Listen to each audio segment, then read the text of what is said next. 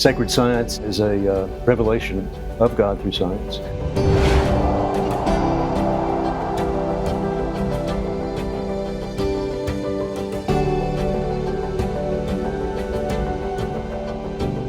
Well, I'm excited to be here today.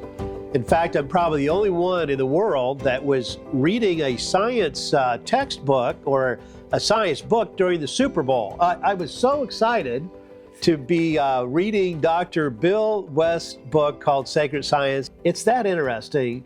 And, you know, this is a field I read a lot about, but I found myself learning quite a bit about it.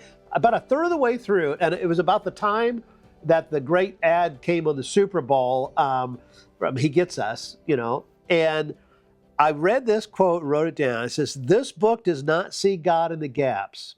We see him in the brilliance of science we can see and understand." And I think this book really helps us to understand it. It helped me to understand. Why write this book? Well, first of all, that's music to my ears. That is the purpose of writing the book. And that is for people to have a better understanding of what God did to get us here. We never get that in any science class. You know, when we're eighth graders, we get a little physics and we get a little biology, and maybe we get biochemistry if we're tracking toward medicine. But the fundamentals of creation, which are fairly well understood now, science has made tremendous progress, but it's not taught.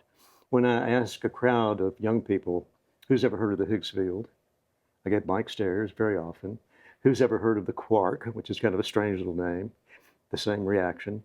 So I feel like there's a real need for a better, deep scientific understanding of the super genius that created this universe and nurtured this earth and brought life to this earth. Well, I think you've done a good job in 300 and some pages, and I have grandkids who are being homeschooled. I've already called and told them, I said, when this book comes out, you really need to use this for this subject, because you outline it in such a great way. Because as I was taking all these notes, I found myself going, I just need the book because it already sums it for you. You have the summaries, you have, here are the key questions, and then you answer them, and you have a little bit of punch in some of your answers. It's kind of fun. And we'll get to a little bit of that. I want to, and you know, you've done so much in the field of cancer research that some of the stuff you're talking about in this book has expedited what you're able to do, you know, in the next decade of your research or your team's research in your large cancer institute.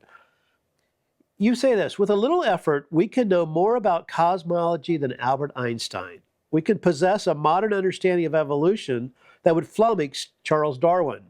We can encounter the world of neuroscience in ways Freud could only imagine. Can you unpack that a little bit? Well, I think about Newton and how thrilled he would be.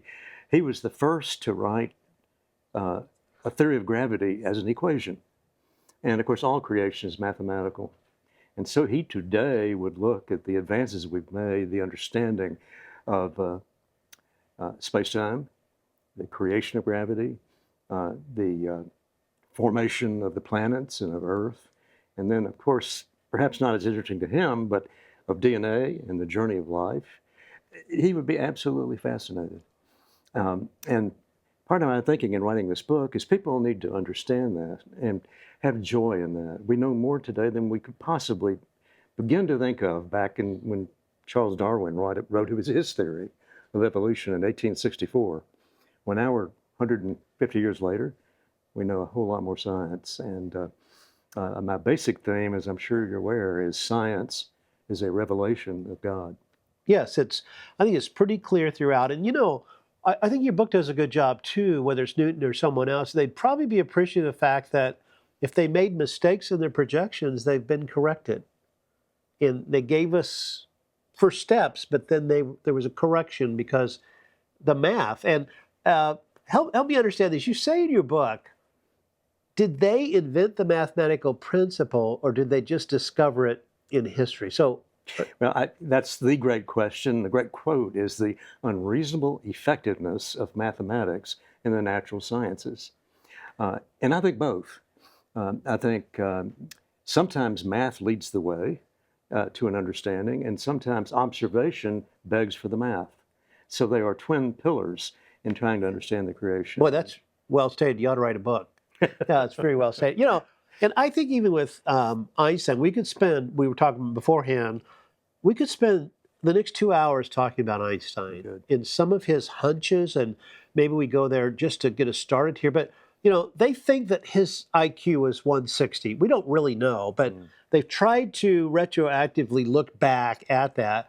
There's a young man in India who's 8 years old and his IQ is 180. My goodness. There's 5 children with IQs higher than Einstein today.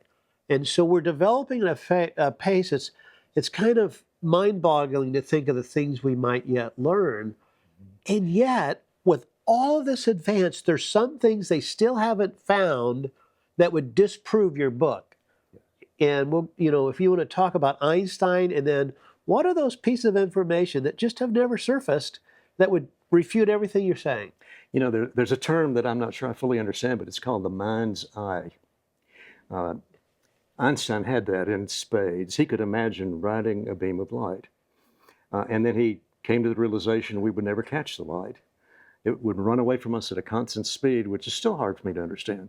We could fly in a jet, we could be in a supersonic spaceship, and light is going to move away from us at the speed of light, and we're never going to get closer. Space-time remains a tremendous mystery. There are different theories of space-time. There's a theory that we are living in a hologram, which is a serious scientific theory. There's a theory that the universe is a quantum computer, that qubits, that bits of quantum theory, knit space-time together. So we have a tremendous future in trying to wrestle those gigantic issues and understand the real fundamentals of creation. It's just amazing how one person can discover one thing that leads to just a snowball effect. And Einstein, I believe it was in 1905, he produced 4 papers while he's working in a nondescript position and changed the world. And each paper built on itself. And we all know the stories. Sometimes he's aloof and he barely got through school and all this. But the truth is he was preoccupied with those thoughts that you talked about. Yeah. And can you talk about what happened with his work and how that really started a lot of what we're talking about here today in motion?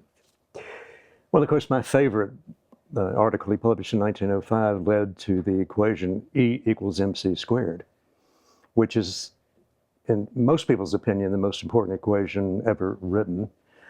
Energy and matter are the same thing. They're different forms. We think of energy and it doesn't occupy space and it executes work. We think of matter as something solid, plants and people. And the idea that they both are equal and you can store an awful lot of energy in matter.